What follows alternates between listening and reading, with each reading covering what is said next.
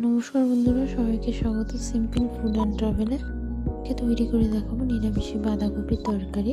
ভিডিওটা স্কিপ না করে সম্পূর্ণ দেখার অনুরোধ রইল। চলুন ভিডিওটা শুরু করা যাক। বাঁধাকপিগুলো এইভাবে কেটে নিয়েছি আর কেটে ধুয়ে পরিষ্কার করে কড়ার মধ্যে দিয়ে দিয়েছি। দিয়ে তার মধ্যে সামান্য পরিমাণে জল দিয়ে দিলাম। জল দিয়ে ভালো করে একটু নাড়াচাড়া করে নেব।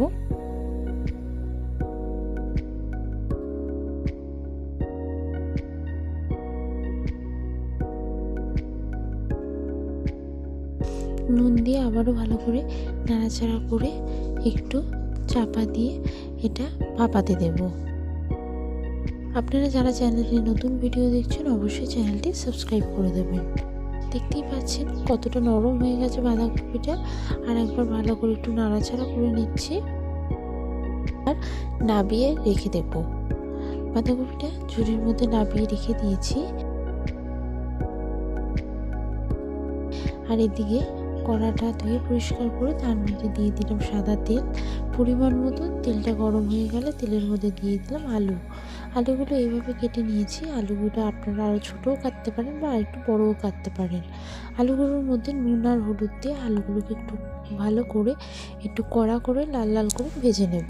আলুগুলো এখানে অনেকটাই লাল লাল করে ভাজা হয়ে গেছে। এবার তুলে নাবিয়ে রেখে দিয়েছি। আর সেই তেলের মধ্যে হাফ চা চামচ সাদা জিরে, একটা শুকনো লঙ্কা আর দুটো তেজপাতা ফোড়নে দিয়ে 2 মিনিট ভেজে নিয়ে এবার এর মধ্যে একটা বড় সাইজের টমেটো দিয়ে দিলাম। টমেটোটা একটু নরম হয়ে যাওয়ার পরে এর মধ্যে দিয়ে দিলাম আদা বাটা হাফ চা চামচ। আদা বাটাটা দিয়ে আদাটাকে 2 মিনিট ভালো করে ভেজে নিতে হবে যাতে আদার কাঁচা গন্ধটা চলে যায়। আর এদিকে অনবরত নাড়িয়ে যাব। মশলাটাকে ভালো করে একটু কষিয়ে নেব।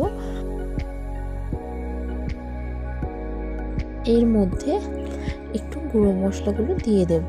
সামান্য পরিমাণে ধনে গুঁড়ো, সামান্য জিরে গুঁড়ো আর দিয়ে দেব কাশ্মীরি লঙ্কার গুঁড়ো। এবার এর মধ্যে দিয়ে দিচ্ছি 3টে কাঁচা লঙ্কা চিড়ে দিয়ে ভালো করে আবারও মশলাটাকে সুন্দর করে কষিয়ে নেব। কষিয়ে নেওয়ার পর এর মধ্যে দিয়ে দেব ভেজে রাখা আলুগুলো দিয়ে ভালো করে একটু আবারও নাড়াচাড়া করে নিচ্ছি।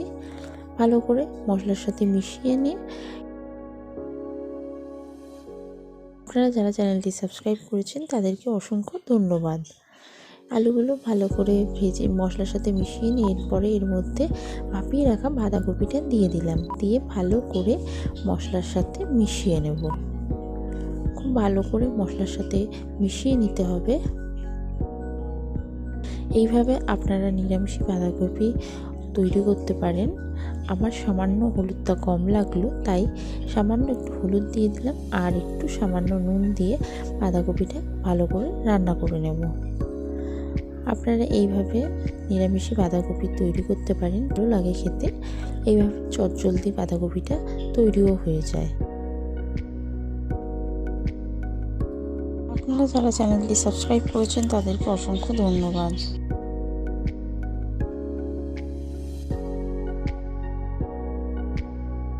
এবার এর মধ্যে সামান্য কড়াইশুঁটি দিয়ে দিলাম।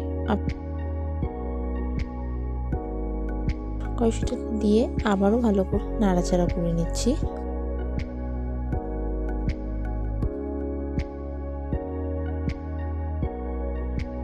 এর মধ্যে সামান্য চিনি দিয়ে দিলাম। চিনিটা দিয়ে ভালো করে মিশিয়ে নিয়ে ভালো করে এটা যতক্ষণ পর্যন্ত ভালোভাবে নরম হচ্ছে ততক্ষণ রান্না করে নেব বাঁধাকপিটা।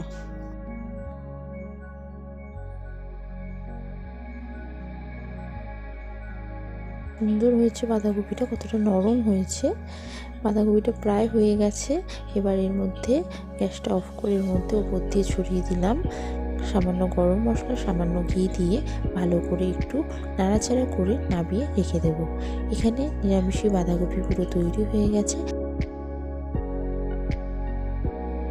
আপনাদের ভিডিওটা কেমন লাগলো অবশ্যই জানাবেন।